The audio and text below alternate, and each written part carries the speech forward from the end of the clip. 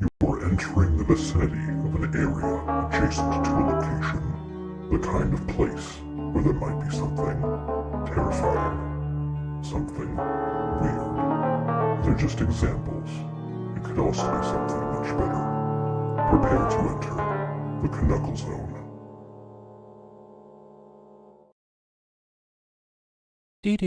Do. Welcome, everybody. There's no picture today because I'm a hot mess. I'm still recovering from a cold. So this one will not be a super duper long stream, unfortunately. It will not reach Drexel levels of length. Take that how you will. But we're gonna talk a little bit about stuff today. How is everybody out here today? Blaze Firestorm, I see you in the chat. Miguel C. Randy Scribner. Smash that like button. My goodness. I woke up to, I had a really good sleep. I mean, I had a really solid sleep because I've just been dealing with a cold this past week. I am fully vaccinated. I got I got a COVID test last week again because I was having symptoms and I was near somebody who had potentially been exposed to COVID. So that came back negative. So this is just a regular ass common cold. Those still exist. I know, it's hard to believe. Common cold still exists, but it's out there. Hello, Gav. How you doing? So yeah, I woke up this afternoon a little bit later than normal. To the wonderfulness that is my basement. So my basement's a very weird thing. We're talking a little bit about this before we jump into the main attraction for today. My basement's a weird thing. So there's a pipe in my basement that goes underneath. I don't know where it goes, but it's like a drainage. It's like a basement drainage pipe, and it just decides every so often, every once in a while. 2 minutes late, but who cares exactly? It decides every once in a while to just flood for no reason, and I try to be on top of it. I'm having a halls right now, so my voice might sound a bit weird. I try to be on top of it, and we had a really, really heavy, super duper rainfall a few days ago. Ever since then, we've had like a really high, we've had a higher level of water in the basement. Now, we don't really usually flood, which is good, but the water has been creeping up. And so this morning it was fairly high. So I went downstairs. I got myself like a little bilge pump. And I was there pumping the water. And I noticed that the water was actually it was almost hot. It was like warm water. It was warmer than warm. So I have no idea where this fucking water's coming from. At all. I have no idea. So that's my story for the day. How is everybody? Toyman99X, I see you. Oh my god. I'm trying to salvage my voice because I'm still dealing with the cold. It's on its way out, which is good. And I have to still deal with the remnants of it. Oh my goodness. You're okay? The week could be better? I'm sorry to hear that. Good grief. We have some stuff to talk about, though. Hello, Toyman. Hello, Stan. How you doing? I'm just going to finish this halls real quick. Finish off this halls. All right. So we have a few things to talk about this week. We're going to talk a little bit, because this actually came to my attention, and I didn't realize that there's people out there that did not know about the degeneracy that goes on at conventions. The con culture, which I'm gonna coin the phrase right now. I'm going to call it con-cell culture. I thought I was eating food. No, it was a halls. I'm trying to salvage my voice right now. I'm going to call it con-cell culture. Kind of close to stancil culture, except this one we're going to talk a bit about today is incels that go to conventions. fem cells that go to conventions. All that fun stuff. Oh my gosh. 1 second.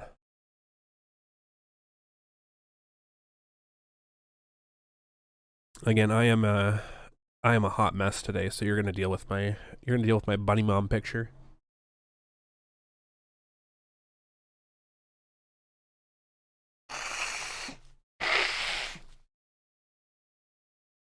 And my runny fucking nose, apparently. So yeah, we're gonna talk a bit. It's not gonna be a long stream today, just because nose is falling off my face. But we're gonna talk about con-cell culture, about how these incels, these femcells, thank you, Dark Strange Nico, go to conventions, and they do all of these like horrific things, and then years later, when they have settled down with their dad bod dreams, oh, the stuff we go through at conventions. Years later, when they settle down with their delta choice and not their alpha male of their dreams, nose falling off your face and he was Michael Jackson in disguise. Yeah, you got me. They settle down with these delta males because that's all they can get now, and they end up lashing out at innocent individuals and coming up with these grand fan fictions in their head. So we're going to talk a bit about that today. And we're going to laugh at Twitter. Because there is an exchange that I'm pretty sure some of you may have missed. And it was absolutely hilarious. So we're going to talk a bit about that. We're going to show that. But speaking of conventions, speaking of events, I wanted to show off my project here, which is on the screen right now. My project is going to be fanfare. I have full disclosure. I have no idea when this is going to be taken off. By the way, I'm hoping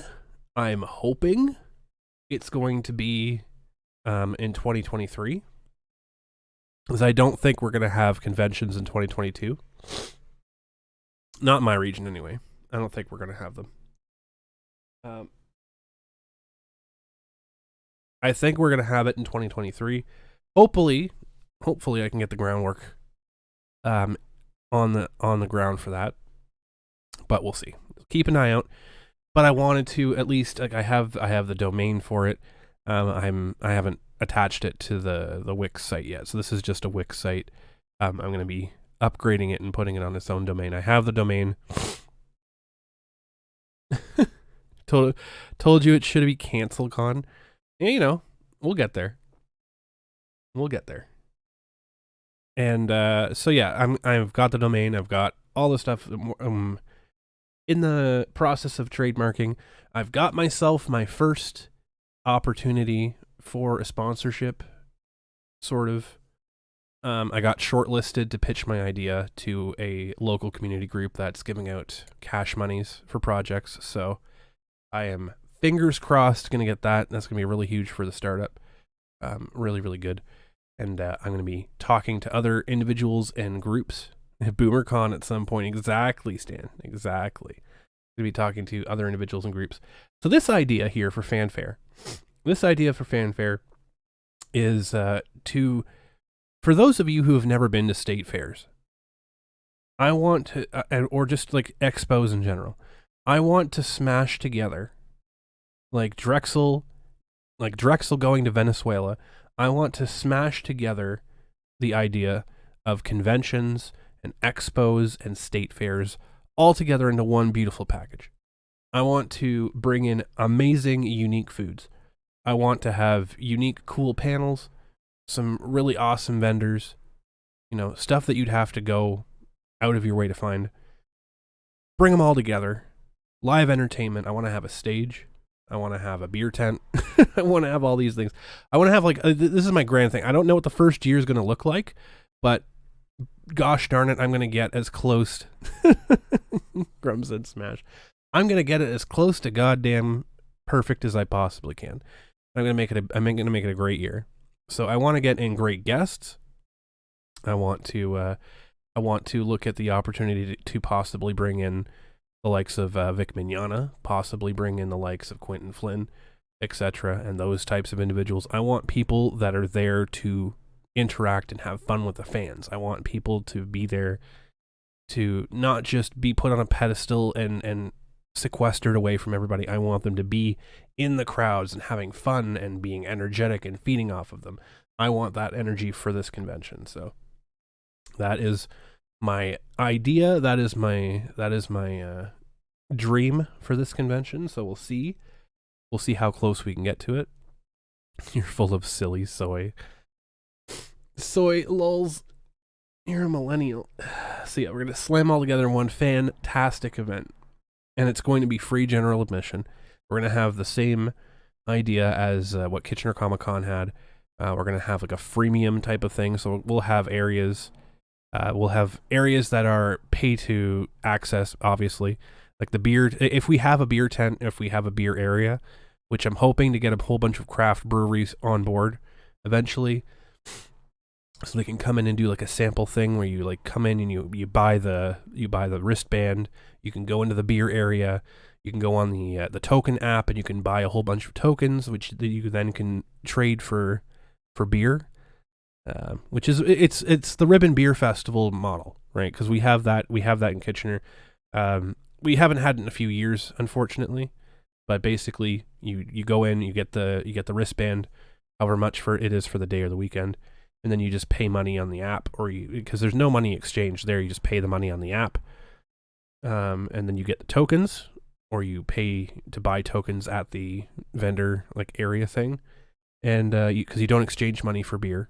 So it's just sample. You get your glass. They wash out your glass every time that you finish your beer. You hand it to them. They fill up it with your choice of beer, and boom, there you go. So it's hello, L-E-Z. How you doing? And hello, Stacy. Good to see you. So that's one idea that I have for it. I have ideas for a whole bunch of stuff. Like get live entertainment. We're gonna have a midway because there's a place where I can rent a whole bunch of midway games. I want to have a midway with some prizes and stuff. I want to have free comic books to give away. Make it a giant, huge festival for fanfare and just like and the idea is like pub fare, right? So pub fare is like great food and great stuff for pub attendees. Fanfare is great food and great stuff for fans. Fans of everything. Fans of comic books, fans of anime, fans of TV shows, fans of whatever. What it's going to be. It's a big celebration for fandom, for all of that stuff, for people who want to be there, who want to be with their fans, music, food, anything. That's the idea behind this. That's my dream vision for this event, which I think would be fantastic. No pun.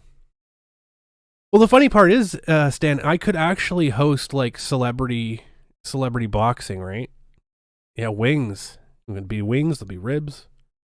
There'll be like waffle cone like things, like all sorts of weird stuff. I could host like celebrity boxing or celebrity wrestling. We could stage some lookalikes, right? maybe get a Nick Rekieta lookalike and a Ron Toye lookalike to host a celebrity boxing match, right? That'd be pretty funny. Wings the band. Exactly. We'll get Rick Nikita and we'll get Ron Soye versus Ron Soye. The giant turkey legs, exactly. Well, we have a dude that like walks. There's a dude that goes to a bunch of Renaissance festivals and he has a giant fucking barrel full of pickles.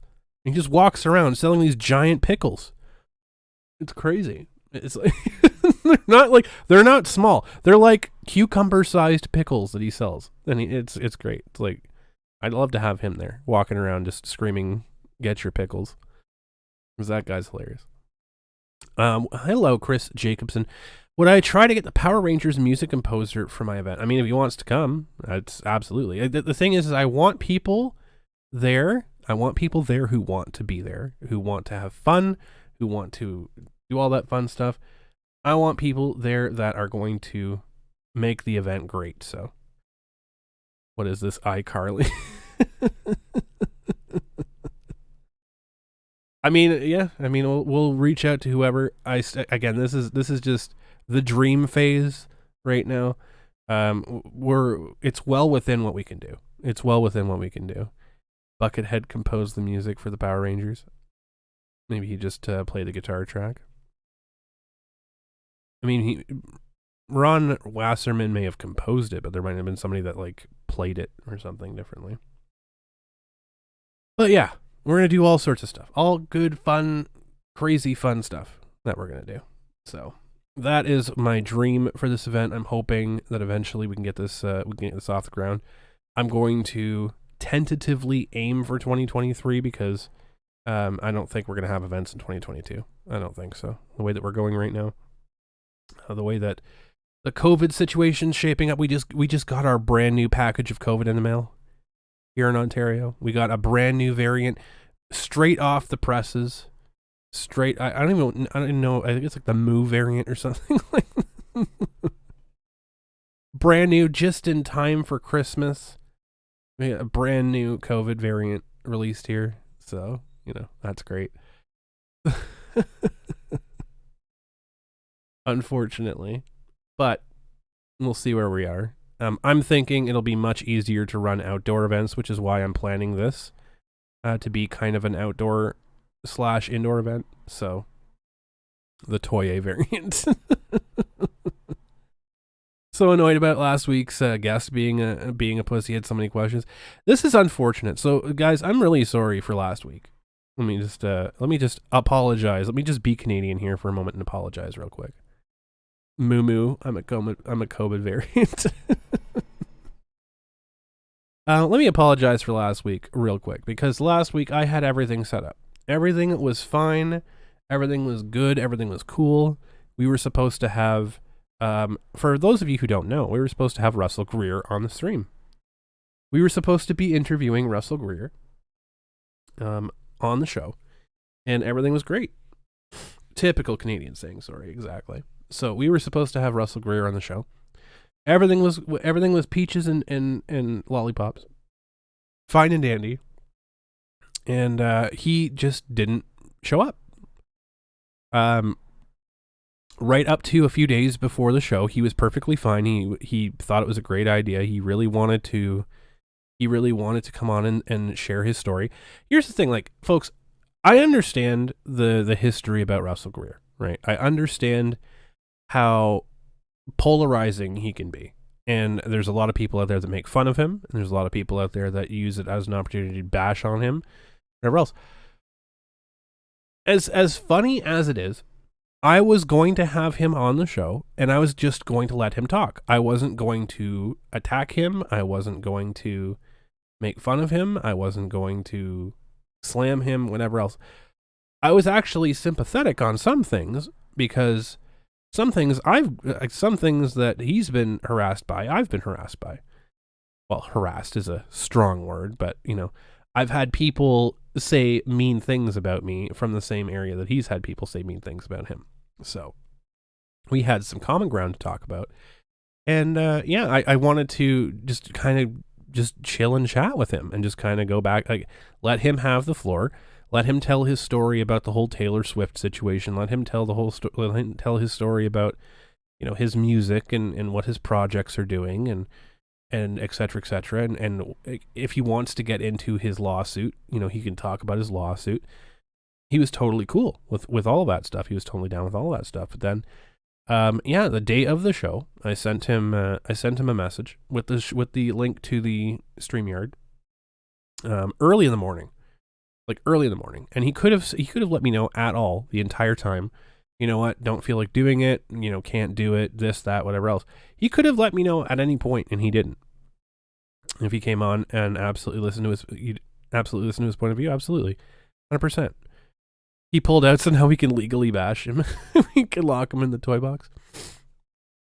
Well, here's the thing. Like, I was actually really disappointed because I did want to hear his side of things, right? I did actually want to hear his perspective on this and his side of things and where he's coming from and why he's making these decisions that he's making, because there's a lot of stuff that's, I mean, there's a lot of stuff that's really questionable, but some of it might make sense, right? So I wanted to give him a chance to come on and do that, because he was saying in the DMs with me that he's been trying to do this for like a year or two. He's been trying to go on some sort of media show, some sort of news outlet, and just tell his story. I'm like, well, here you go. Here's your chance. I'm like, I'm not very big at all. I'm like a blip I'm like barely a blip, if anything. Why I nixed to the show? I mean, why did I cancel the show? Because he didn't show up. I sent him a message with the show link. I'm like, yeah, great, excited for the show. Here you go. He didn't respond. I waited half an hour before the show, messaged him again. I'm like, hey, we're on in a half an hour. You can join anytime. Didn't respond. 10 minutes before the show, I'm like, hey, are you joining? What's going on? No response. Asked him like 5 minutes before the show. No response. I saw that he was seeing my messages. He was seeing the fact that I was sending him messages, and he just wasn't replying.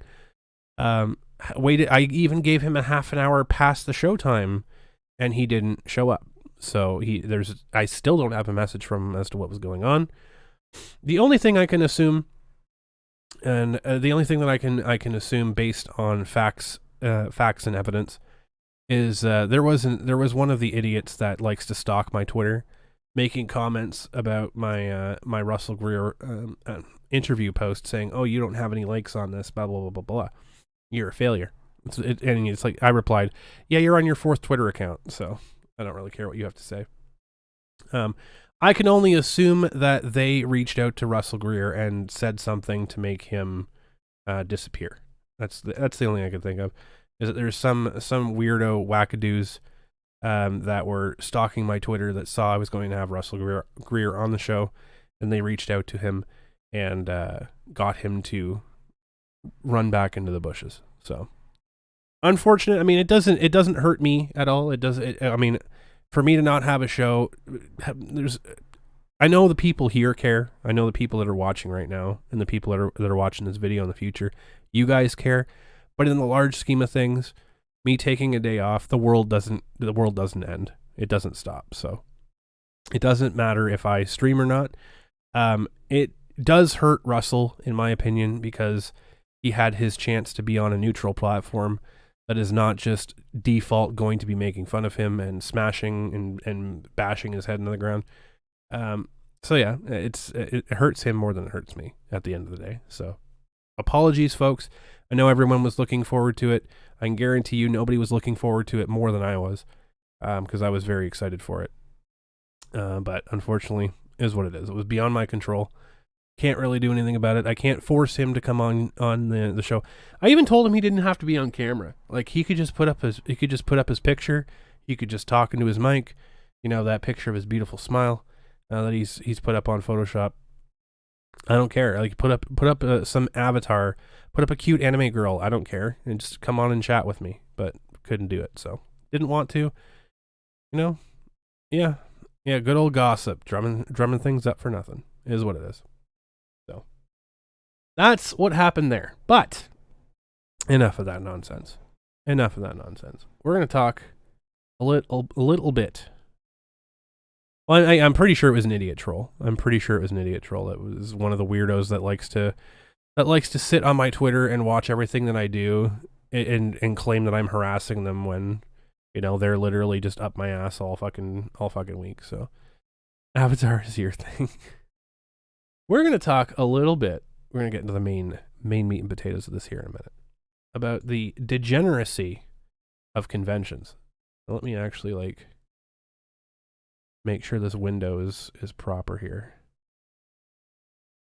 I got a boomer on the fly here. What the fuck is that? There we go. I have to boomer on the fly as we go here, so. Yeah, that's hot. There we go. So we're going to talk a little bit about degeneracy that goes on in conventions. A little tiny bit about So this is a story I pulled when I was looking for stuff. This is back from 2017, by the way. Boomer, exactly. Blue cat aliens or wind bender, wind gender. Imagine. I guess that's a thing now. Do I know that Vic is trying to get Vic uninvited from DeadCon? Good luck. Good luck. That's all I can say about that. You see, these the funny thing is these people are so used to the fragile little thin, paper thin glass, tigers that they're so used to the paper thin skin fucking con runners of anime conventions who literally have to live under the boot of Funimation because they suck so fucking bad. They have to live under Funimation's nutsack. So the second that they do anything wrong that Funimation doesn't like, that they just have to cancel them.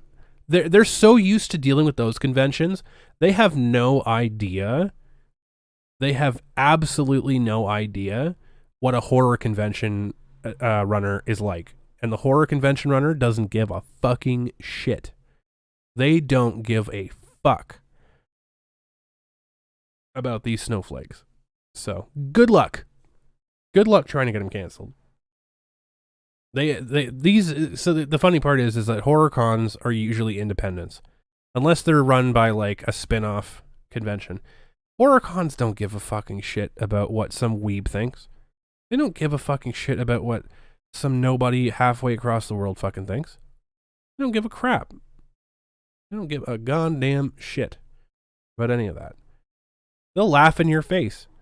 Has everyone seen the video of Micah learning about furries? Oh my god. Yeah, just wait. Just wait. Just wait.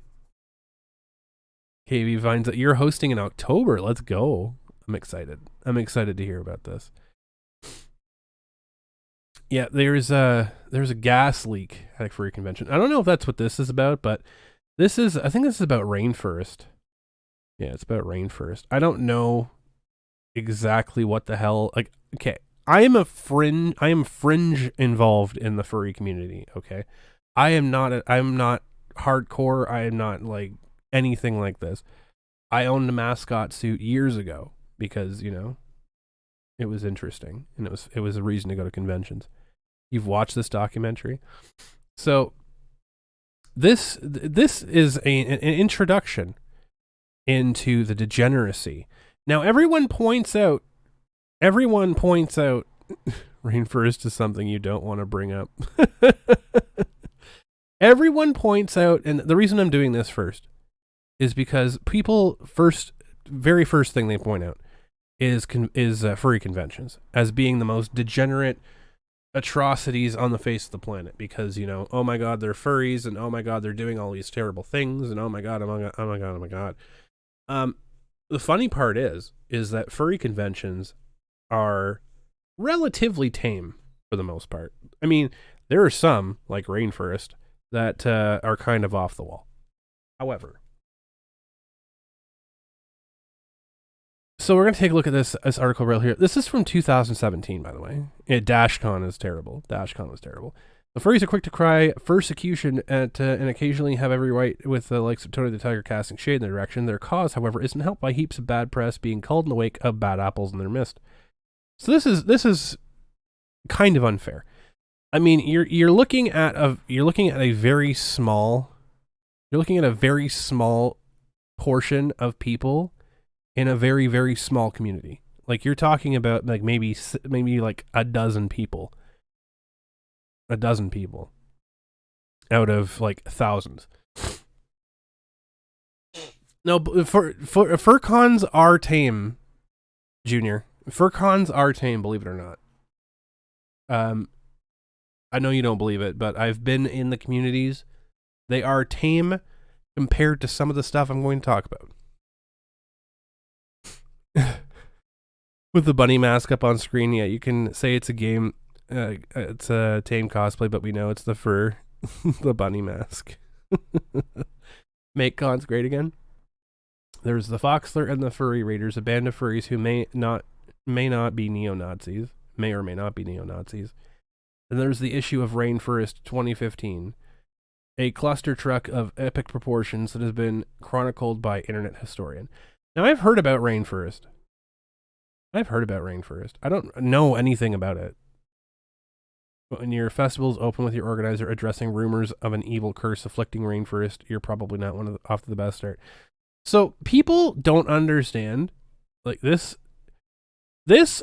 when I'm talking about the furry community, right? When I'm talking about the furry community, you have to look at it because they have like very cartoonish opinions, right? This is a joke. This is not meant to be serious. If you're talking about a furry convention and someone's talking about rumors of an evil curse, that's a joke. It's very likely an inside joke, and you probably won't understand it. But for normies out there, seeing people dressing up in these fucking costumes and talking about evil curses, yeah, it kind of sounds insane. But when you're talking about in the context of a fur convention, it's really tame. It's really not that nuts.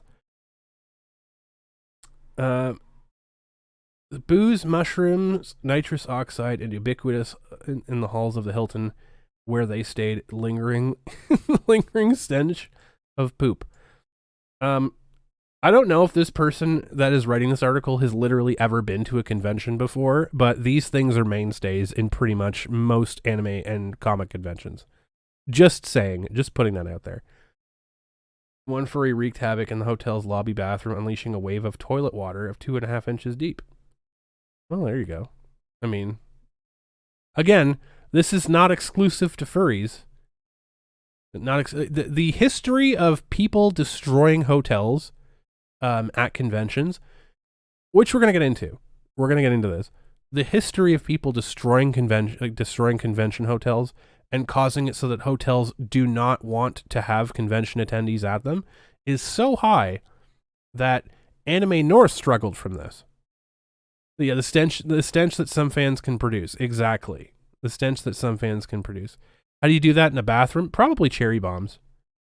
Like they stack it full of toilet paper and then they just keep flushing it and use like cherry bombs and shit to break the pipes and back them up. Meanwhile, the others of crinkling, which involves wearing diapers and they love the sound they make. Okay, so again, This happens outside of the furry community. This is just a kink that makes its way into the furry community. The well-behaved furries who soon regretted their words when these diapers were found to be chock full of the stinky stuff. Well, yes, again, this is outside of the furry community that makes its way into its crossover. Later, one of the chided attendees, an incident with diapers being found in people's cars. And someone pooped in the pool. Not surprised. This just sounds like a really poorly executed. And this is what I'm saying. This is the theme of today's show. This is not the convention's fault. This is the attendees' fault. And this is what I'm going to talk about a lot today. This is the theme. This is the theme of today's show. This is the attendees' fault. All in all, the convention was visited by police who arrested furries for assault, sexual assault, drug possession, among other crimes, the fire department, as well as some poor plumbers. Okay, great. See here. Oh, what happens when things go bad at a convention? Oh, they call the authorities. Wow, amazing. And what happens? Oh, the authorities show up and they arrest people. Incredible. Wow. Who would have thought that happens? So the reason why I wanted to bring up this stuff.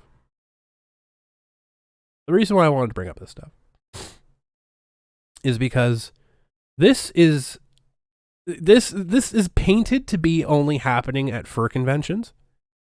This happens at every convention because it's not the furries that are the problem per se. It's not the furry fandom that's the problem. It's not the convention that's the problem.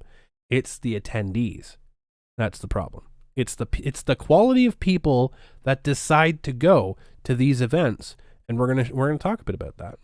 I'm gonna talk a little bit about that. You met Nick Frost a few years ago, and he commented on your aftershave He was just smelling awful BO.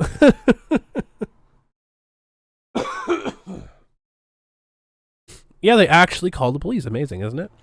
So here's the thing. I'm going to tell a couple stories about Anime North. Now, I was surprised that people didn't know that this stuff happened.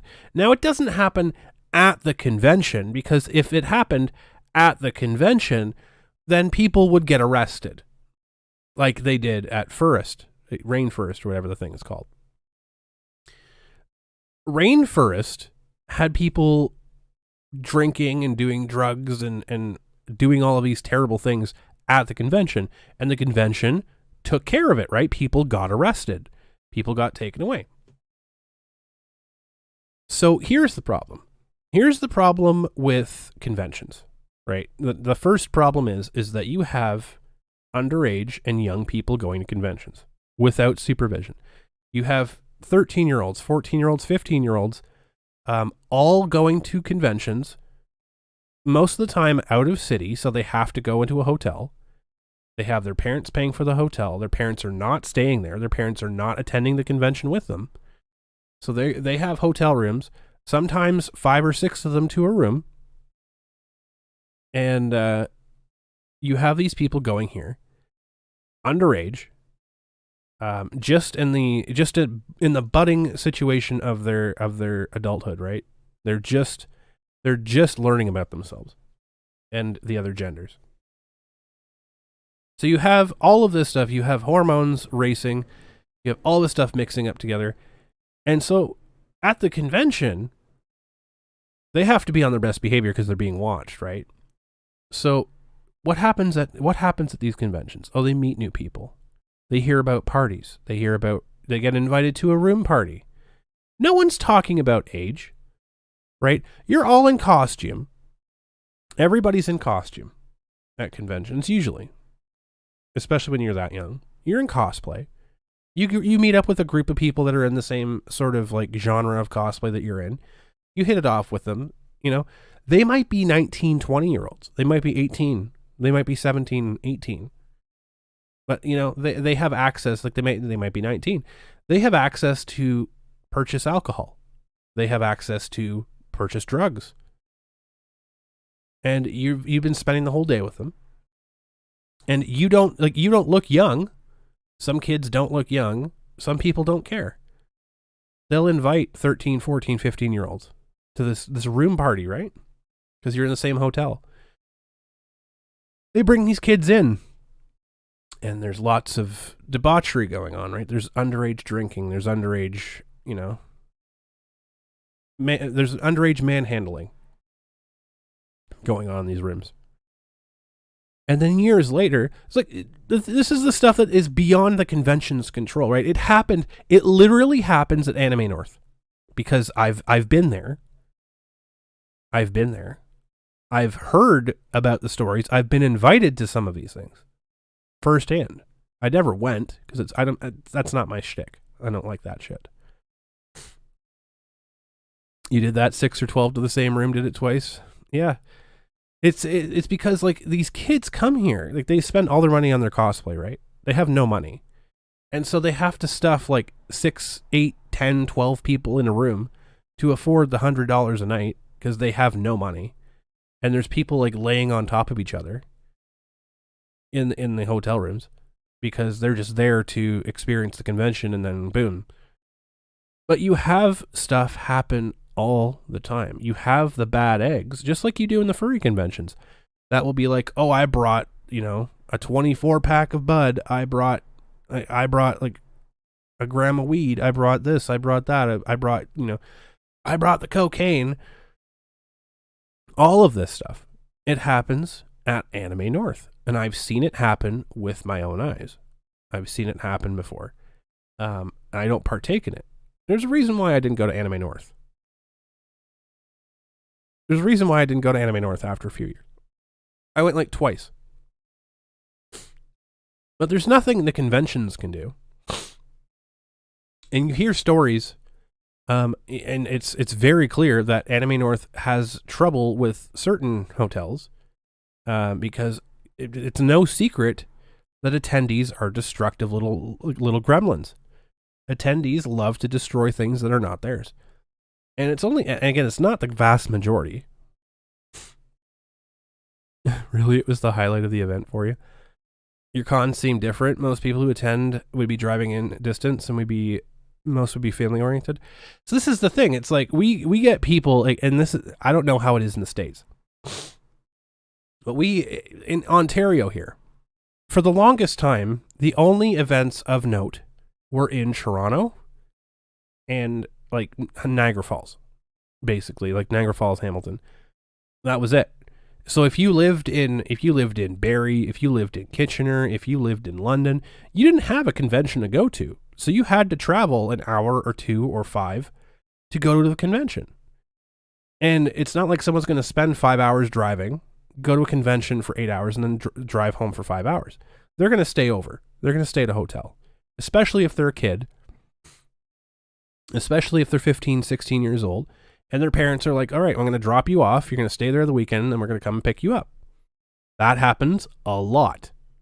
A lot.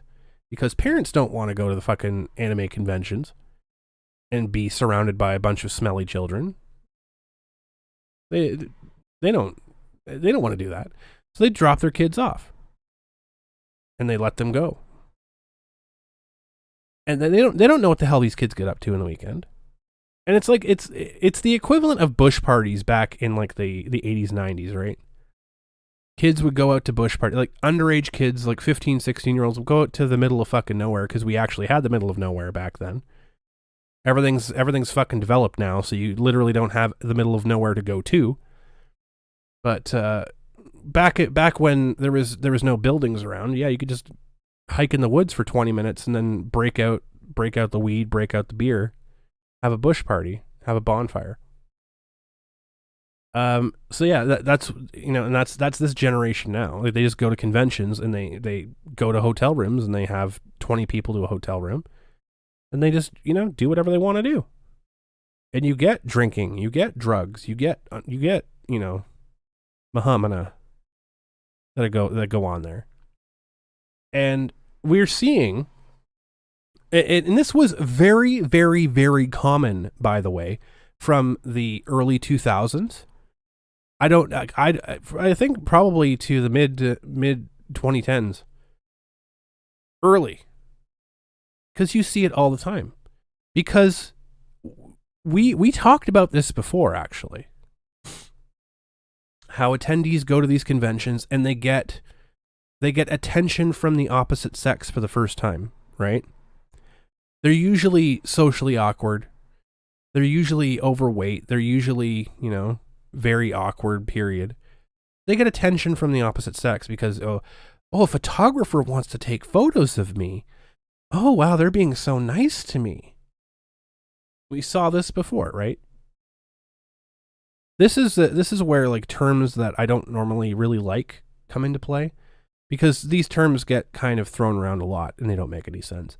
But there is a stream that I did. I interviewed somebody from years that went to Anime North years ago.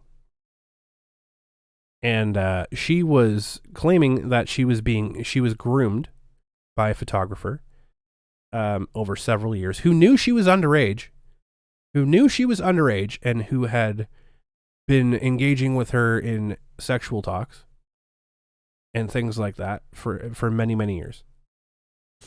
And this was a cosplay photographer who did the same thing to many, many young cosplayers, asking them to remove their cosplays, asking them to remove their feet, like remove their footwear, pose in specific ways so that he could take upskirt shots of their feet, etc., etc.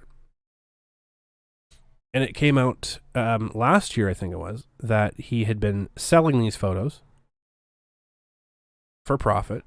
He'd been selling these photos during COVID to try and, you know, get some extra money in his pocket. And this is an individual that had gone so far as to be dating cosplayers that were like half his age. And again, no shade, because they were adults. They were both adults at the time. I think he only dated people who were 18 and older, so, you know, that's fine. 18-year-olds want to date adult men, and that's fine. 18-year-olds want to date adult women, that's fine. You're an adult, you're an adult. The definition of grooming has become so watered down. McKelsey, does the dice roll in on the best or worst side when it came to these situations? Sometimes in the latter, it's the latter in most cases. You know, this is what we're seeing right now. Hello, Mike Walters. How you doing? This is what we're seeing right now.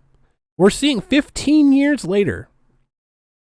15 years later, we're seeing people come out and make these ridiculous accusations against guests, against celebrities, because the problem is, and it gets back to what I was talking about before. This is what it comes back down to talking about before. It comes back to being the attendees being little degenerate pricks.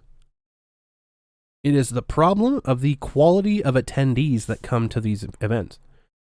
Because you get on one side, you get the people who are the degenerates, the people who are the ones perpetuating these things, the ones who are going out and are 15, like 13, 14, and 15 and flirting with 40-year-olds. And, you know, asking for inappropriate things. You get that. And you also get the people who get that shit inflicted on them, who are not asking for it, but, you know, they're there with their friends, so they have to go along with it. So the years and years and years after that fact, and you have this revisionist history because, you know, these people can't call their friends out, right? They can't sue their friends because their friends are nobodies. Their friends are nobodies. They're not going to get millions of dollars or 10 million clicks out of somebody who's a nobody. So what do you do in that situation? Oh, well, this celebrity was creepy towards me. All of a sudden, they get 1,000 clicks. They get 1,000 pats on the back. They get 1,000 likes. Meanwhile, they have either had something happen with their friends and they're blaming the celebrity, or they're the ones that initiated the situation to begin with. We see this all the time, right? Like the infamous... Sorry, 1 second.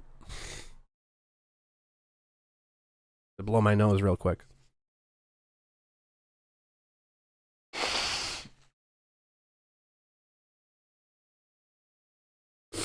Like the infamous kiss that's going around social media constantly. Oh my goodness. Quentin Flynn kissed an attendee, kissed a young girl. Notice the verbiage they use.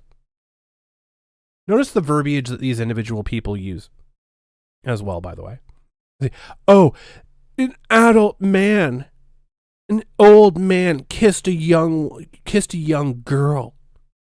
That young girl was 18 years old at the time. That young girl is an adult. That young girl initiated it. That young girl posted after the fact that she was gleeful, posted it in slow motion several times, posted about how she regretted that she didn't stick her tongue down his throat. But yes, it's the young girl, right? It's not the adult woman. It's the young girl. Because that makes it more important, right? So when you look at all this stuff, as a whole, you have the Yost twins. Another example, right? You have the Yost twins who go out of their way to be flirty, who go out of their way to see, quote unquote, see how far they can get.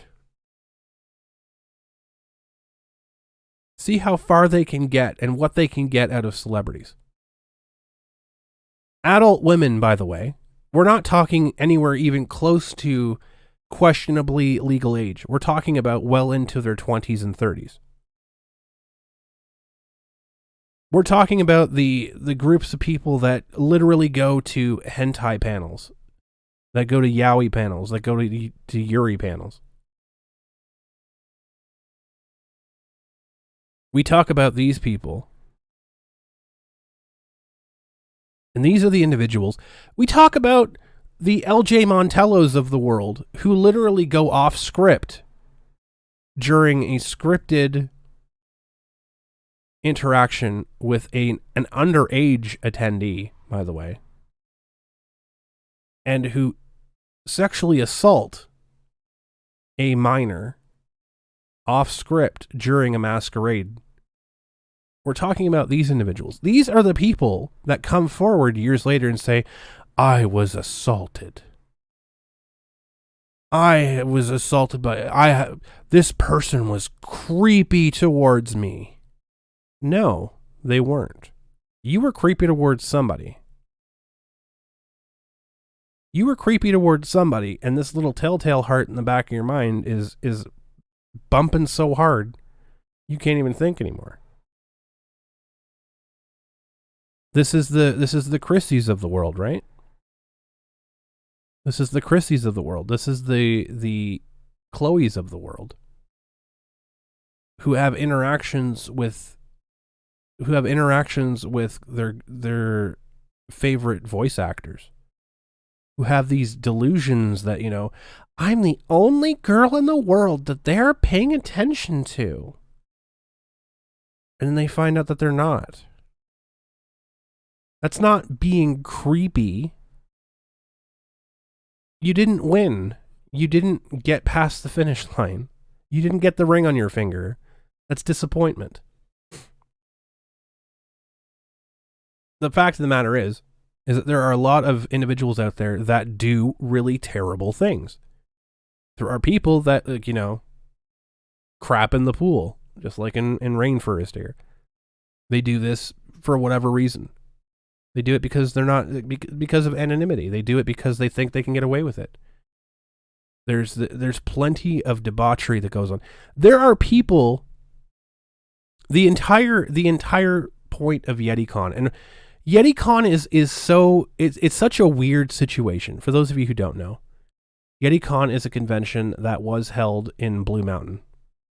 It's like a remote place a little bit north in Ontario. A little bit north of Barrie, I think, in Ontario. It's a shit convention. Debauchery, it's not a Greer's Dream exactly. It's a shit convention. There's nothing to do there. It's a tiny ass convention with nothing to do, nothing overly special. But why do people go there? Well, people go there to hook up. Literally, that's why it's popular. People go there because they get away from Toronto. They go there to get away from, you know, their boyfriends or girlfriends or what have you. And they go there to hook up and do drugs. That's what they do there. That's why it's so popular. And it's not even like that's a closed secret. That is an open, known thing. It's not even an open secret. It's known. It is 100% fully permeated through the convention community that's what happens there. And people are fine with that. People are fine with that. They're fine going to a convention and hooking up with a random person. You were told by a reliable source that a few years ago, a pervert locked himself in a room with a woman and tried to rap artist her. Oh my goodness. I mean, that happens. And a lot of the allegations that come out are from people who go to these conventions specifically to hook up with people. This was a thing for Anime North for the longest time. I got that told to me as a selling point to go to Anime North, by the way. I got told that you could go there and you could find people in cosplay and everyone's doing this and everyone's doing that. You know, go to the hotels because, you know, that's where all the fun's happening. You have sexually charged things at the events themselves. You have hentai panels. Like hell, for God's sake, that one event had a fucking porn star at it.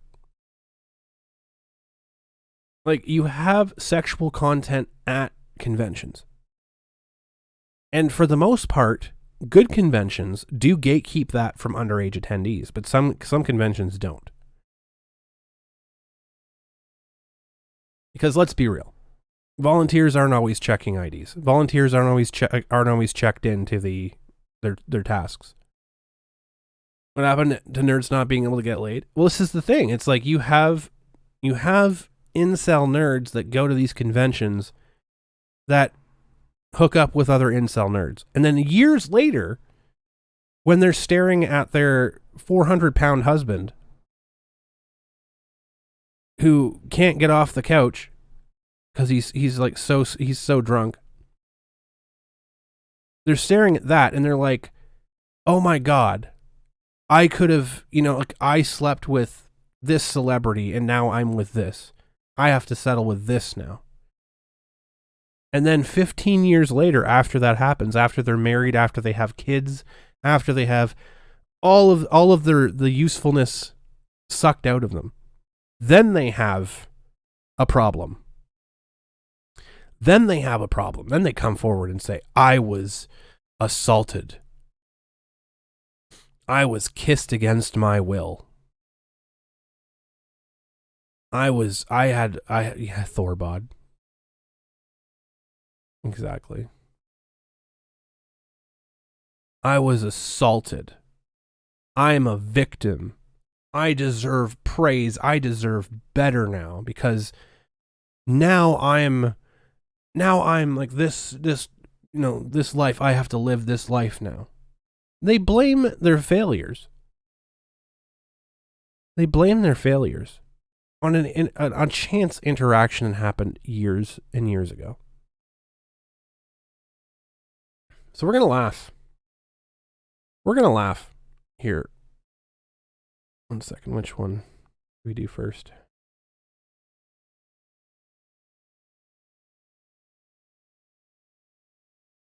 Here we go. We're going to laugh a bit. So this individual here, has been defending, I think it was, I can't remember who in Chrissy's little group.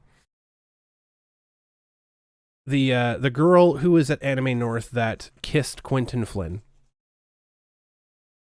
And she was so distraught and she was so broken and horrifically shattered by this situation that she took video of the kiss. She put it on her own YouTube and she played it 3 times in slow motion, talking about how amazing and how, she wanted to shove her tongue down the throat. This person's defending her and Chrissy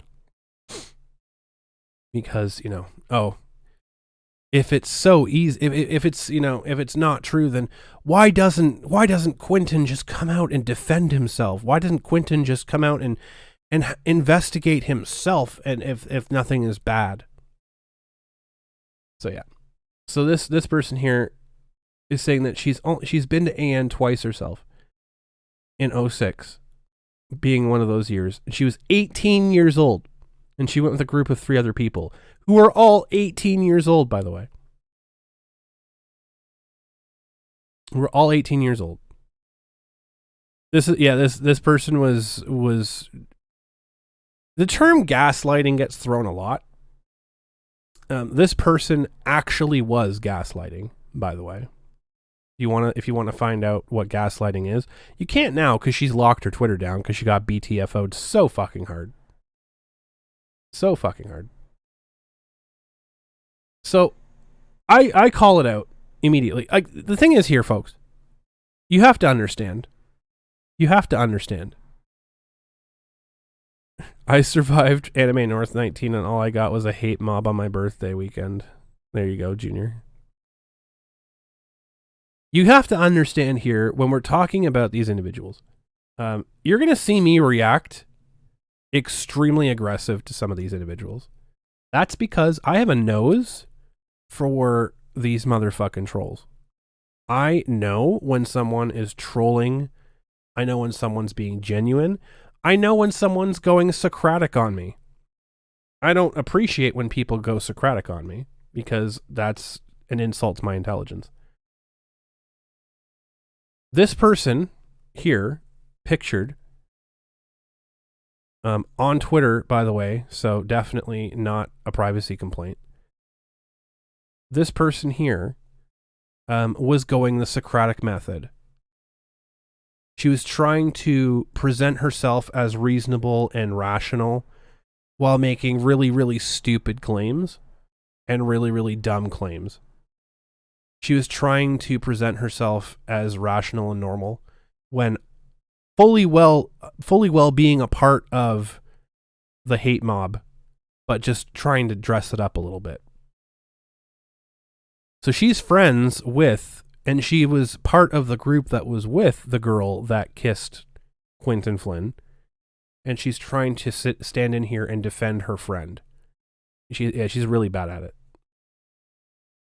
So you can see there's some interactions. For those of you who watched the whole interaction, you could see where the mask slips and she starts getting flustered because she seems to have been sent in here as a foot soldier to try and make people who are supporting Quentin Flynn look bad. And this is something you're going to see happen a lot in the next week and a half because Chrissy is going to be in court in 6 days. And she is up for a criminal charge in 6 days, of which Chloe in that little group, so hilariously stated that there's no criminal charges. Then why is your friend going to criminal court in 6 days? Question. Why would your friend be going to defend herself against a criminal charge in 6 days if there's no criminal charges? I wonder. So you're going to see a lot of this. You're going to see a lot of this in the next week or so because there is stuff happening and there is reason for people to start throwing shade on Quentin. The other reason is because Quentin's petition had blown past 1,000 supporters. Blown past 1,000 supporters. And that pisses them off. That scares them more than anything. You wonder why they always deflect all the evidence. It's because here's the thing, Haven. It's because of the way that social media is set up. He looks like Elijah Wood if Elijah Wood got fat and had Botox done. That's brutal. That's brutal. So, here's the thing, Haven. They're doing it because of the way that social media and the way that social media trials are held. Twitter is one hell of an illness. I agree, Dark Gun. They don't care about the facts of the situation. This is why they get really, really, really mad every time that myself or other people jump on their threads and douse them with facts. Because they want to be going in there. Hello, Harmonia. They want to go in there and they want to spread their shit and they want to talk about their stuff. We talked about this in Destroy Man Now, right? That stream that we talked about, we reviewed the handbook. They want to go in unopposed and spread their shit so that later on they can go back and say, well, look at all of this proof that people have been talking about for years. Oh, look at all of this proof. And no one's saying anything differently. They want that. They can't do that when their little Twitter threads are peppered with people shooting facts and discussing the actual thing that happened.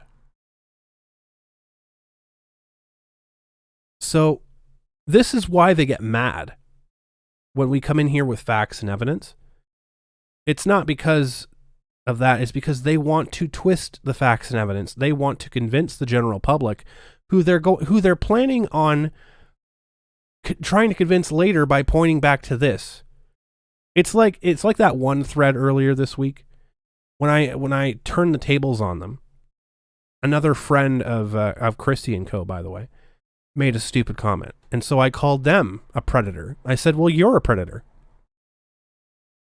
I can't believe that you're allowed around these people because you do all these terrible things." Blah blah blah blah blah. And then they're like, "Well, who says that I'm a predator?"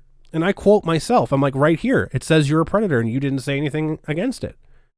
So I was showing how ridiculous it is. And how absolutely stupid and abhorrent it is to use yourself as a source when you're trying to throw shade on somebody. It's the manipulation of optics. So what they're doing here is Chrissy and Co are having their friends, and they have their own little Reddit, and they have their own little Discords, and they coordinate these things. They have their little friends go out here, like, oh, I have no idea what's going on with this situation. Why is this going on?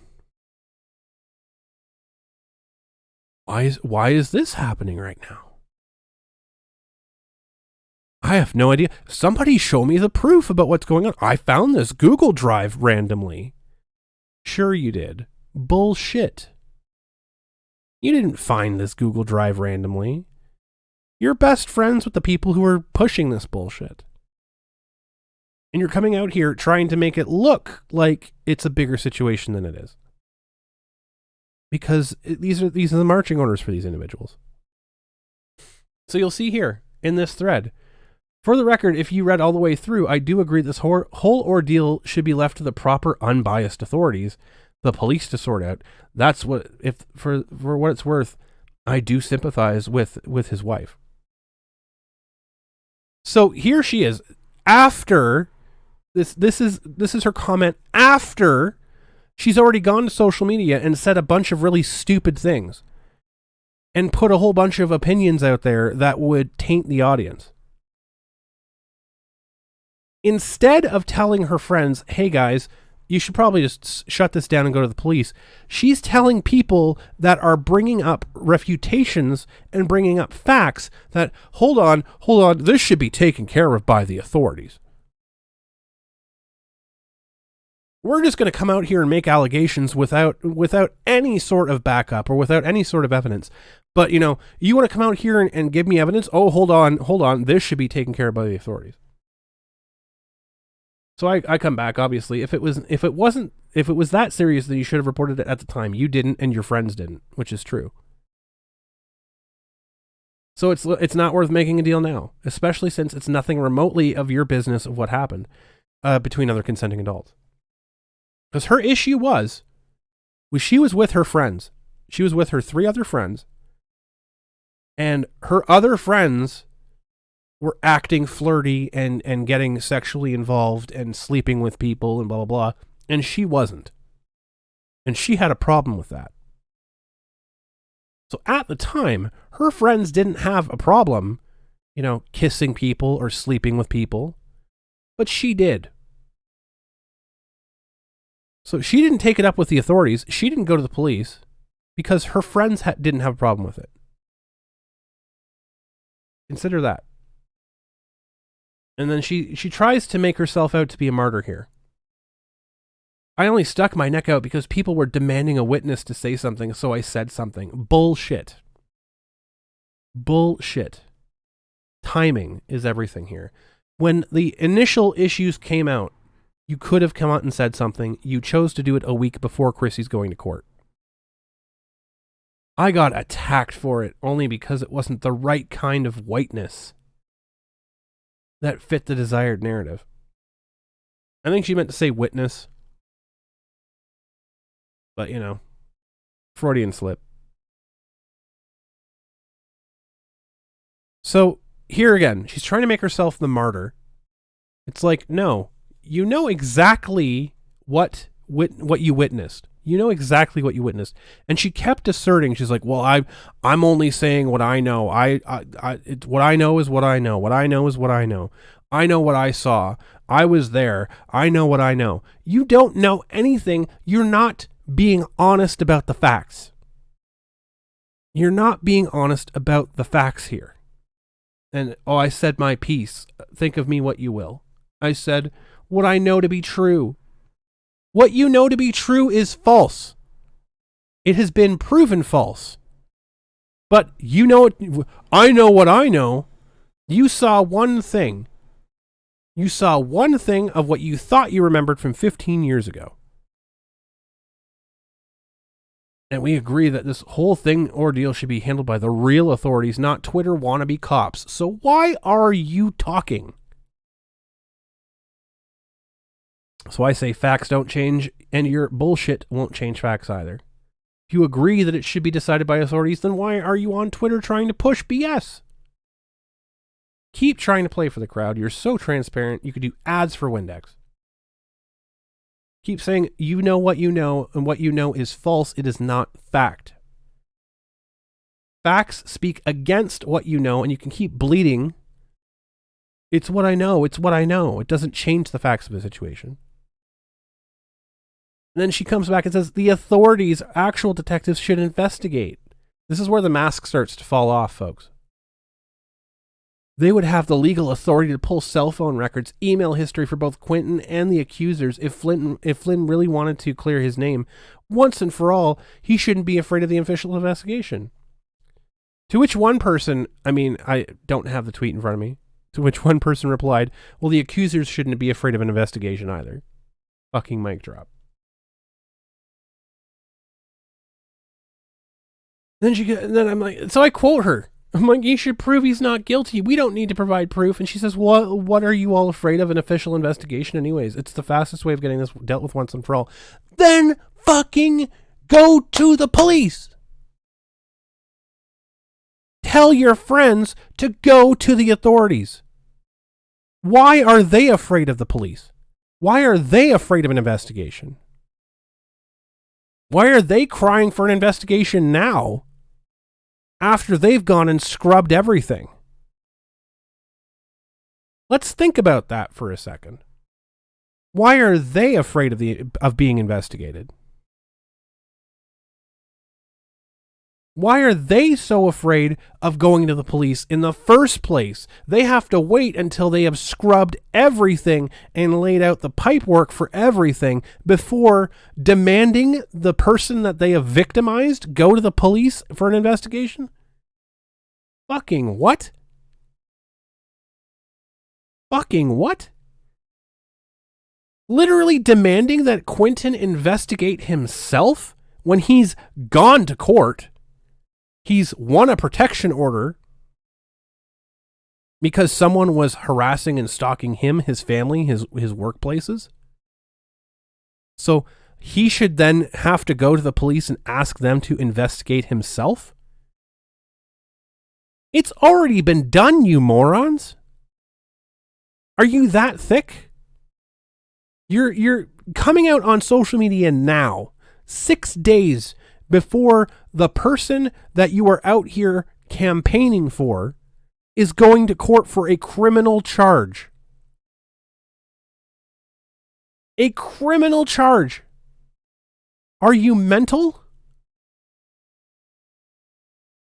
You want to keep this facade up like you're the ones that are being reasonable here?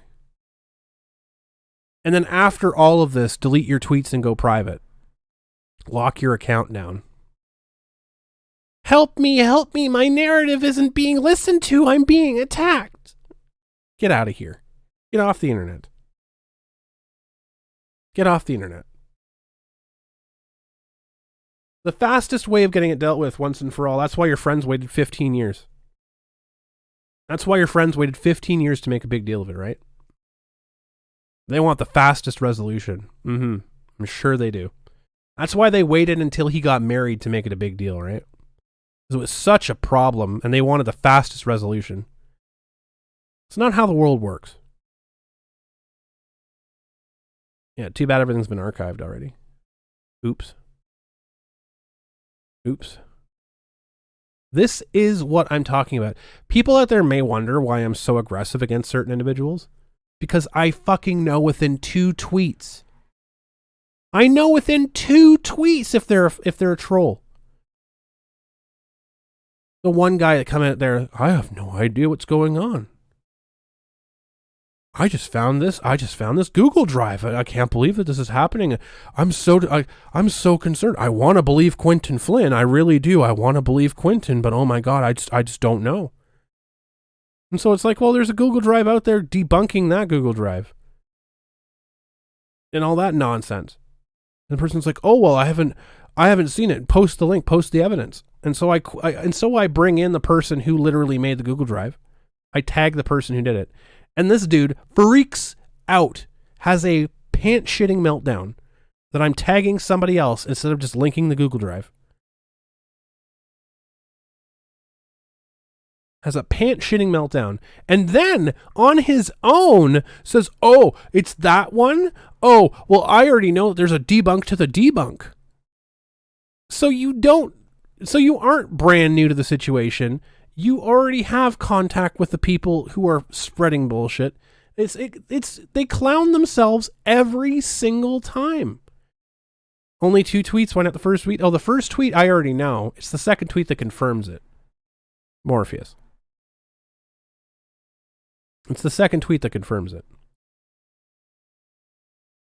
But these individuals, their stories change all the time. Their stories change constantly. Constantly. And so that's why they're demanding evidence from the other side of it, because they expect the story to change. Facts don't change. Facts don't lie. People do.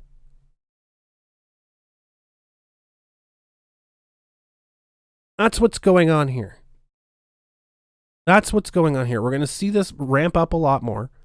And I can tell you right now, the person on the screen right now went to Anime North in the threads that I had with this person on Twitter, admitted that yes, the stuff that I'm talking about happened at Anime North.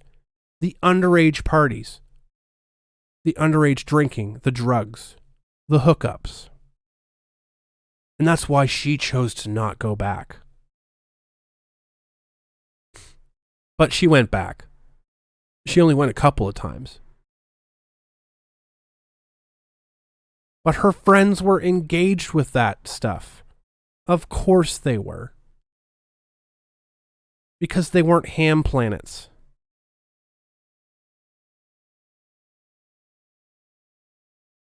Of course they were. They did stuff to get things. They did stuff because they were getting attention for the first time.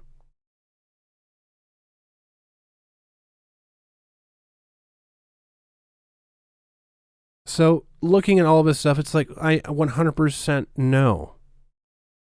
I actually had somebody message me saying that this person on the screen right now is close friends with someone they know.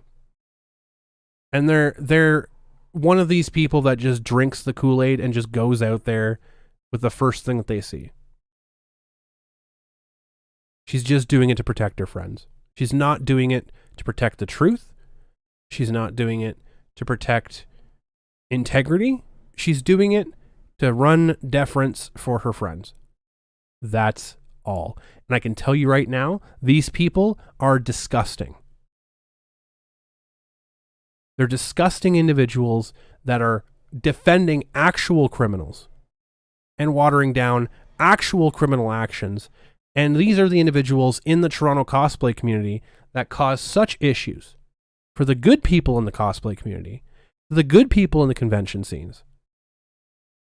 Because you have people like this who keep making excuses and sweeping under the rug and keeping open secrets. And making excuses for those open secrets. Meanwhile, they'll go and attack a Quentin Flynn. They'll go and attack a Vic Mignogna. While their friends are literally delivering drugs and alcohol to minors. When their friends are literally facilitating underage rap artists. Disgusting, disgusting people. Disgusting individuals. And it's always the friend that comes out with the allegation. Exactly. Because it's the friend doesn't want to, because the friend knows that they consented. The friend knows that it's bullshit. So they do it by proxy. So that when it comes out that they're full of shit, well, I didn't know that. No shit. That's why it's called hearsay. It's almost as though there is a process in place where people can go and have both sides heard fairly and impartially and have all of the evidence looked over and ruled on. It's almost like we have that process already. Shocking, I know. This is what I'm talking about. It's the quality of attendees that go to these conventions. It's not necessarily the convention's fault. There are certain conventions that certainly do a lot to facilitate it. And they certainly do a lot to cover it up. But it's not the convention's fault, for the most part, that their attendees are scumbags. That their attendees literally facilitate this type of behavior. And then years later, after they got what they wanted out of it at the time, try to bleed the rock more by going after convention guests, by going after conventions themselves, blaming conventions for not doing more. I would love anybody out there to tell me, what do you think a convention can do to stop hotel parties? What can you do to stop people from going off-site to a completely different hotel, a completely different building that you have no jurisdiction over? How can you stop them from going out and buying beer and buying drugs for underage kids and feeding it to them? How can you stop that? Is that up to the convention or is that up to the attendees?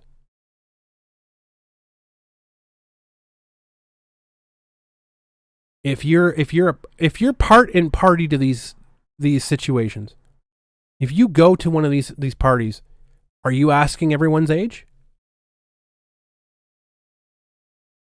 Are you asking if there's beer there and there's a ton of people, are you going around and IDing everybody?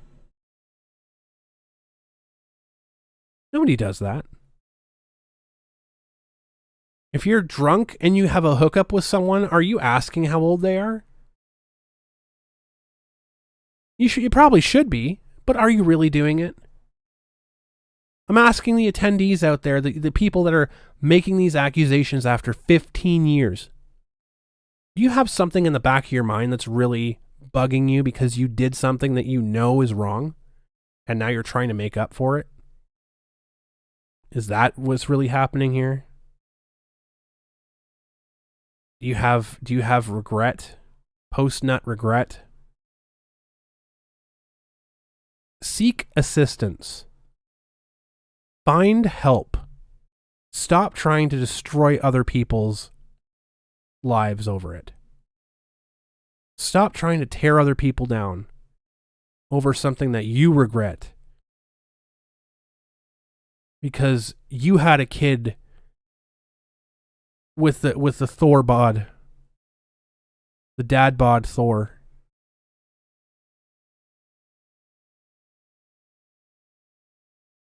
Stop blasting off because someone more attractive than you got with someone who you really wanted to be with. At AWA, you partnered with the hotel and the police to shut down the room parties. The person who rented the room could be charged if they're underage persons in the room with the alcohol. I agree. I completely agree that should happen. I completely agree that should happen. But it comes down to the attendees being responsible and reporting it. Because you'd have to have other people in the hotel complaining that there's a room party. Because you can't just go door to door with the police and knock on the doors and be like, oh, how many people are in here? I mean, maybe now you could with COVID. You might be able to with COVID now, but remember that old custom that you're not supposed to ask a woman what their age is? Well, I can tell you that stuff happened regularly at Anime North. I experienced it firsthand. I've had people ask me to go to these places.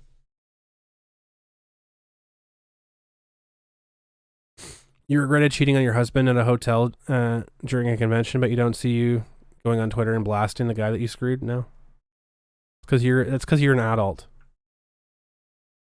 These people never got past being toddlers.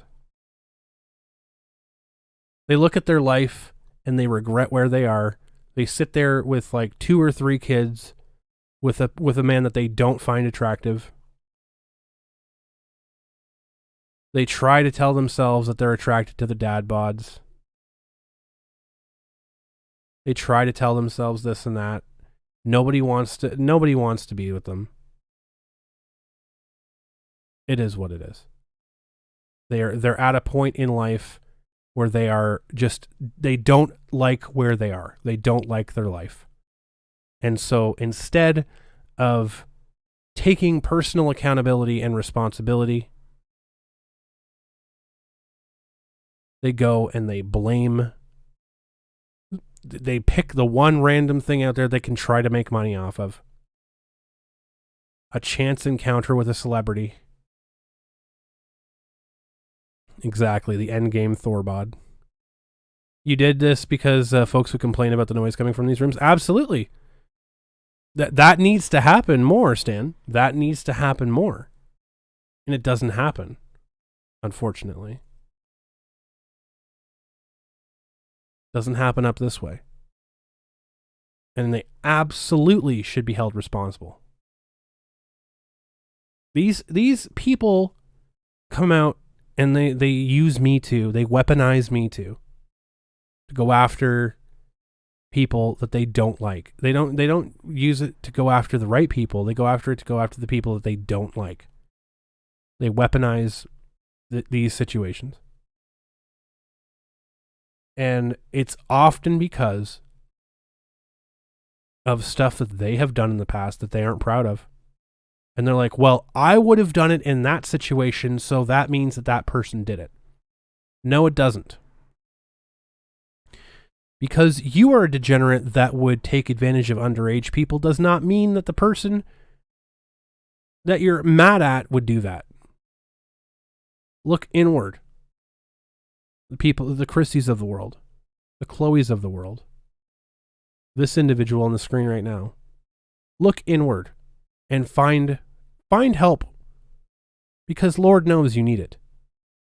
If you're at a point where you want to run around and tell people the authorities should investigate before going to Twitter, when you're literally going to Twitter before you're going to the authorities, find help. Find help, because you're attacking innocent individuals. You're clearly damaged. You clearly need the assistance. Way more than the people you're accusing. Because the con's not taking a serious look at what's happening at their shows and curb the bad stuff from happening. Yeah, I completely agree. Get some arrested and the word would get out. 100%, Toy Man. Here's the problem, though. For conventions like Anime North, they have had such bad behavior by their attendees that there are hotels that would refuse to rent if they knew that the person was going to the convention.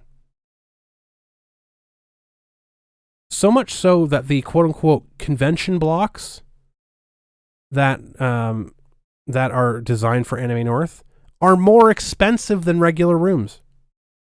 If you were renting a convention block through Anime North, you're likely paying $50 more a night,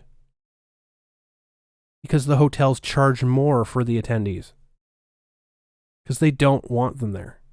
The hotels don't want convention attendees at them because of how historically bad they've been.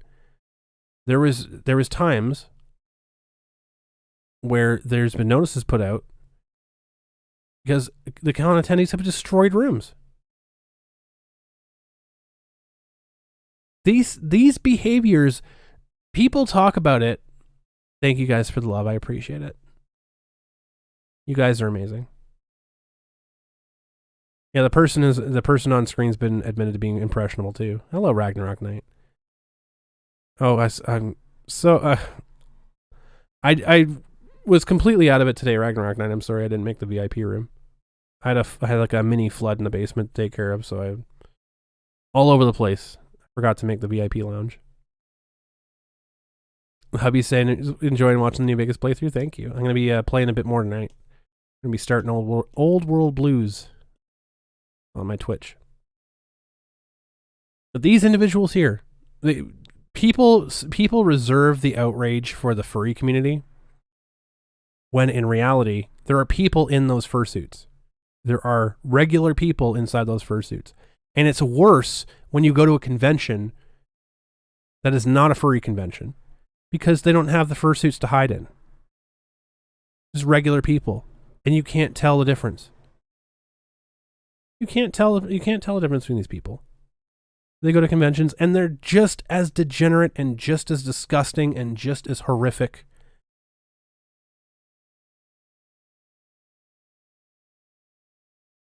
And they do it for whatever reason.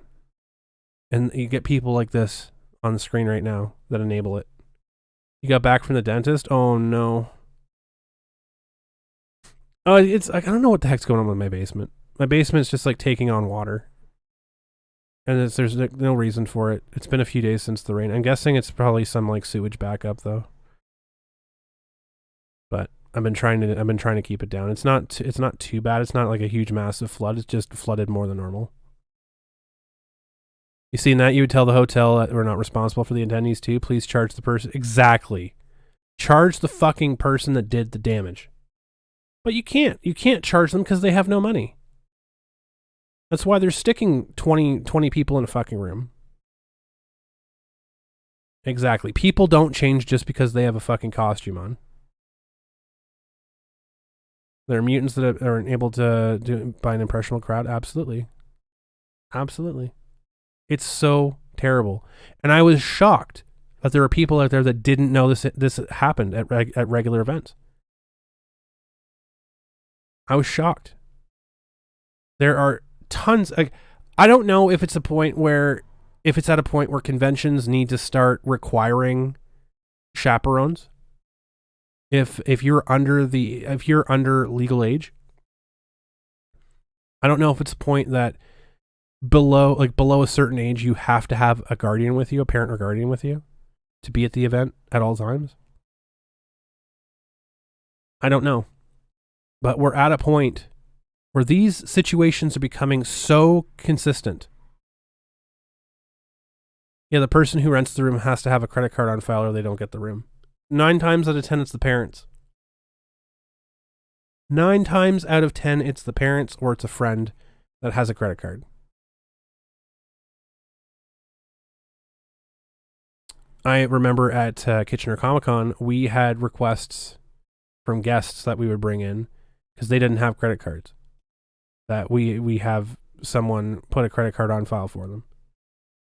We've had requests like that before.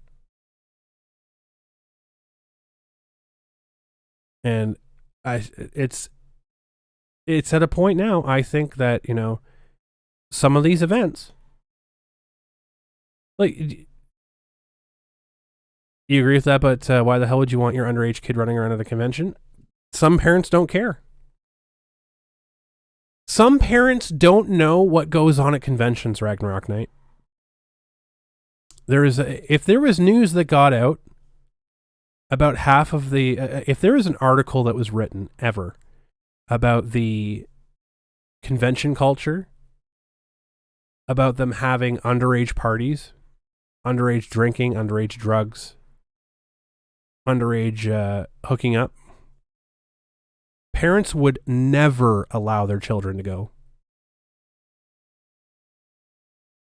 They would take them there for the day and they'd bring them home.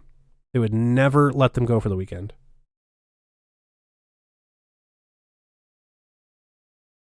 And I honestly do think that needs to change. Something in that culture needs to change. Because you have a convention like YetiCon, which is known for just being a hookup convention. People just go there for the purposes of going there, doing drugs, drinking, and having sex the entire weekend.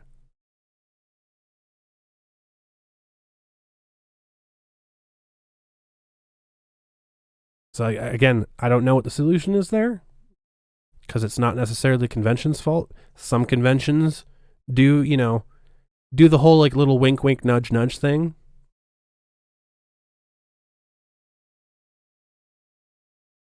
But there's a lot of conventions out there that have literally no control over that. You've actually never been to a convention you always wanted to go only if your favorite VAs are there. So I implore people out there, when you see people like this coming out of the woodwork, when you see people like this making accusations, this person literally admitted that they went to a yaoi panel. They went to a hentai panel. 18 years old, they went to a hentai panel. And they're trying to say that, oh, people are creepy. Might go to YetiCon because it got a pool. Yeah, because it has a pool, right, Junior? That's why you're going to YetiCon.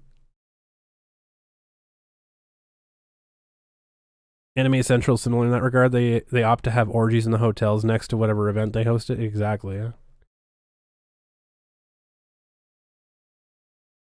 What do you do at a hentai panel? Like, I don't know. They just talk about whatever. And they, talk about boobs and vagine. You tell guests as a part of their contract to take care of the room and tax. That's it. Yeah, they're not. Yeah, we're not responsible for for incidentals. You bet it was at AN19. It's not like a XXX cinema. So it's what I'm saying. It's like you see all of this stuff coming from the fujoshis of the world. Coming from the fujoshis of the world. Literally, like, they are the biggest degenerates. And they're like, oh, he was creepy. He hugged me. I saw him take a picture with somebody where he pretended to lick their thigh.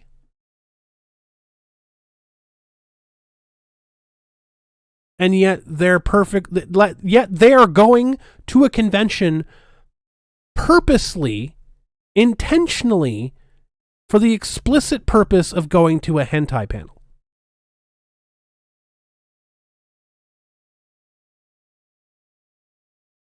Specifically going for the purpose of getting laid. Specifically going for the purposes of doing drugs because their parents aren't there to look down at them.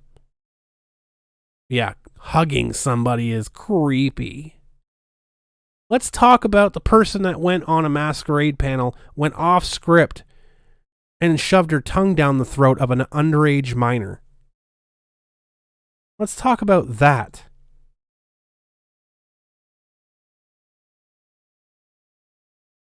Might start some shit if they pull this shit at YetiCon, though. Let's talk about that. Why are we talking about someone consensually having a hug or a kiss at a convention? Why aren't we talking about people actually assaulting people?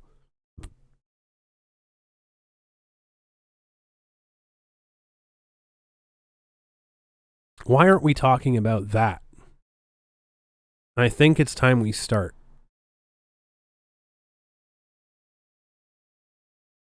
I think it's time we start.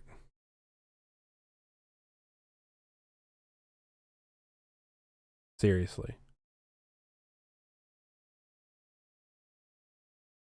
Never would happen unless the con was not doing their job and carding attendees and make sure. But they don't, Toyman. Like, I know for a fact at Anime North, probably half the time, the volunteers aren't carding people. Volunteers don't care. Volunteers are there to get a free pass. You might get the odd panel where they have the try-hard volunteer who's actually doing their job like they're supposed to. Most of the volunteers don't give a shit.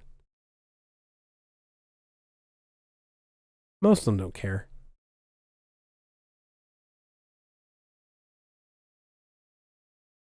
Good conventions would actually uphold that.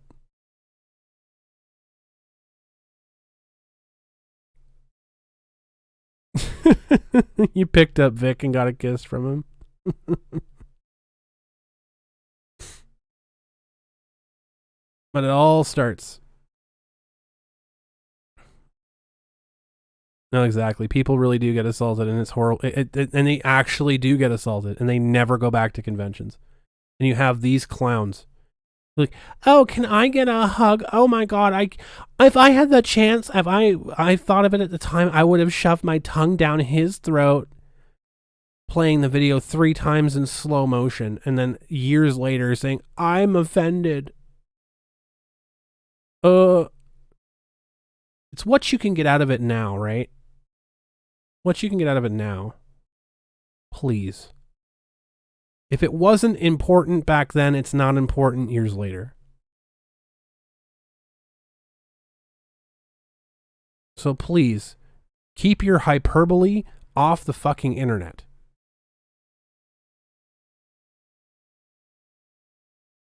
Keep your hyperbole off the internet. Apparently certain VAs consider Anime North a good convention because they don't invite people like Vic or Quentin, and they have this many. This is what I'm saying. This is what I'm saying, Ragnarok Knight. It's the people that consider, it's the attendees that consider Anime North a good convention because they get something out of it. They have hundreds upon hundreds of volunteers. And those volunteers are under the nutsack of Anime North. And they would never dare say anything bad about Anime North because they don't want to jeopardize their position. They don't realize that Anime North would dump them in a second. They don't give a fuck about their volunteers. They ask them to jump through hoops all the time, and they do it. They treat them like absolute trash. They treat them like they're full-time employees, and they don't pay them.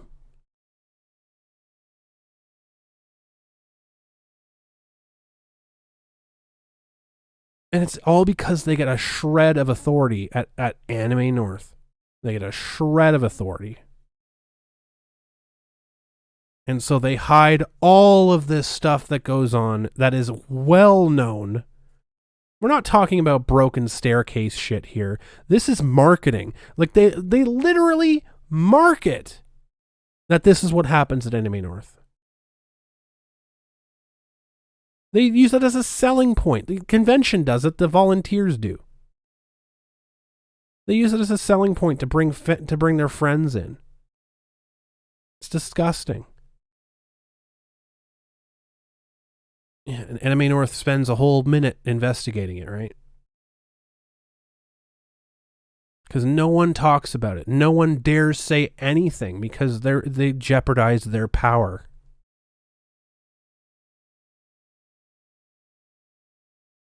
Absolutely, they use that authority to good effect.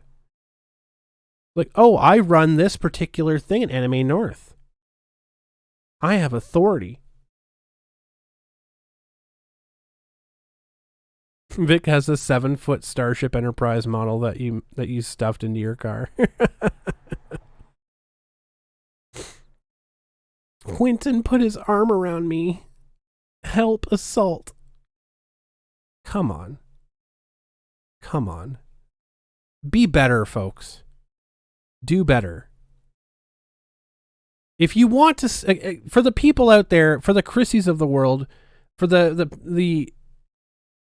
people out there that are defending Chrissy and her friends, for the people who are the Canadians that are out there defending Chrissy and her friends, start by calling out Anime North for the shit that you know happens there because you've been a part of it. If you want to call out Vic, you want to call out Quentin, call out Anime North. Call out YetiCon. Call out these conventions that you know are literally just smut events. Because you know the degeneracy that goes on in the GTA. And it's mostly the greater Toronto area cosplayers that do it. You know that. If you want effective change to happen, then start where it's happening. I don't care if you people go to the same sex clubs. I don't care. You want to shit in other people's lives?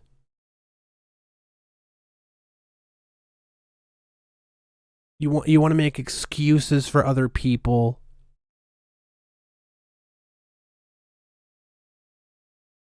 That shit doesn't fly as an adult. Doesn't fly anymore. Can't tell me you go to a fucking sex club and you get offended by someone hugging somebody else. Unfortunate for you. They didn't put a ring on your fucking finger. Get over it. Good grief. Well, folks, I don't really have much else to talk about today. So I'm going to cut it a bit short. I know this is going to be a shorter episode, but I wanted to make an episode. I was not feeling super great. Because I'm still recovering from a cold, but wanted to get something out here. Wanted to get something out for y'all, because I know that you guys have been chomping at the bit. Jealousy because they didn't get the ring. Covered it pretty good. Thank you, Toyman. I appreciate it. But yeah, a lot of people out there really, really are hard on furry conventions. It's the attendees. And I will call out shitty attendees all fucking day because you ruin it for everybody else. This is why I want to build a community. This is why I want to build an event for the fans, for people who actually care, not for the people who want to come out and just mooch and steal and be degenerate. Those people can stay the fuck at home. They can stay the fuck at home. They can go to their sex clubs. They can do all the degeneracy outside of the events that I want to run. Take care of myself. Thank you. I appreciate it, guys. I appreciate it. I'm going to be on Twitch later. I have food coming soon. So I'm going to be on Twitch later. I'm going to be playing some Fallout because I'm still a little bit wonky, but I'm going to be starting the Old World Blues DLC on Fallout New Vegas. So if you want to check that out, twitch.tv/Crumbrion. I'll be on Twitch. We'll be doing one of the best DLCs of all time. Exactly. Shitty attendees, they'll always be there. But it's up to the conventions to shut that shit down. And I have no problem speaking out against it. No problem speaking out against it. It doesn't scare me. It doesn't scare me to talk about shitty attendees and call out shitty attendees. Because I know at the end of the day, I make events for fans. I make events for people who want to be there. And I think that other conventions should do the same thing too. I think we should make it a very uncomfortable place to be an asshole. Because there's no fucking room in fandom. There's no fucking room in events. No fucking room in conventions, expos, fairs, anything like that for people who are there just to destroy. You want to destroy? Go to your own fucking room. Go to your own fucking dungeon and punch a hole in the drywall there. Leave our events alone. The only good thing about being addicted to break flute is that you could stop at any time. Right on. Well, thank you guys for being so supportive. I really appreciate it. At least we got a decent show in today. That's what I'm happy about. We got a decent show in today. And you guys are fantastic. We'll be hopefully back next week with another great show. Hopefully I'll be in better shape tomorrow. But much love to you all, as always. I'll be back with my camera next week too. I just look like a pile of garbage right now, so you guys don't need to see that. But for now, like always, hit that like button. Hit it now. Hit it forever. Hit that subscribe button. Make sure you're subscribed. But for now, keep your stick on the ice, everybody. Have a great one.